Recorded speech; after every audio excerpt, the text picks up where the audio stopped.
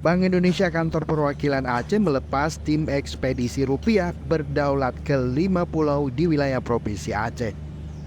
Penyebaran uang rupiah ke sejumlah pulau tersebut menggunakan KRI Cut Nyadin 375 melalui Pangkalan TNI Angkatan Laut Sabang.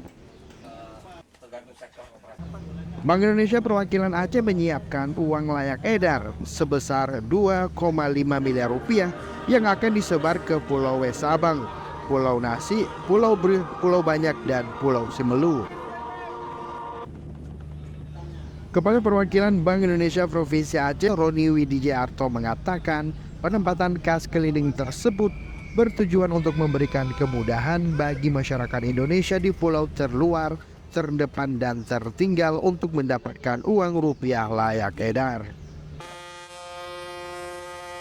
Kita menyiapkan 2,5 miliar yang insya Allah sangat mencukupi untuk penukaran di 3 pulau yang kategori 3T ya. Tadi kan ada dari mulai Pulau West, terus di Pulau Nasi, Pulau Banyak, Pulau Simelu, sama Pulau Breh.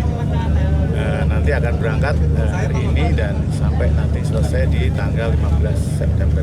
Dan Lanal Sabang Letkol Laut Son Haji Haryoko menyebutkan pihaknya mendukung penuh program ekspedisi rupiah berdaulat dengan mendistribusikan dan mengamankan uang rupiah sehingga masyarakat yang ada di Pulau 3T semakin cinta terhadap rupiah.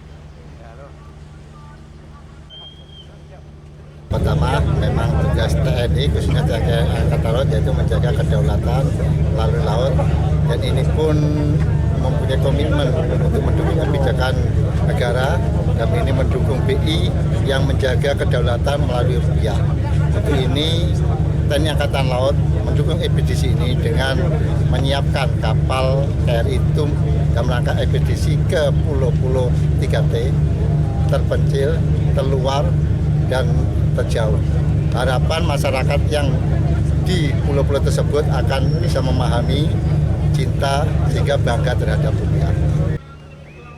Selain membuka kas di Pulau 3T, Bank Indonesia juga mengedukasikan masyarakat tentang gerakan cinta, bangga, paham rupiah, dan pelaksanaan program dedikasi untuk negeri sebagai wujud nyata ajang bela negara yang melibatkan pegawai Bank Indonesia dari berbagai wilayah.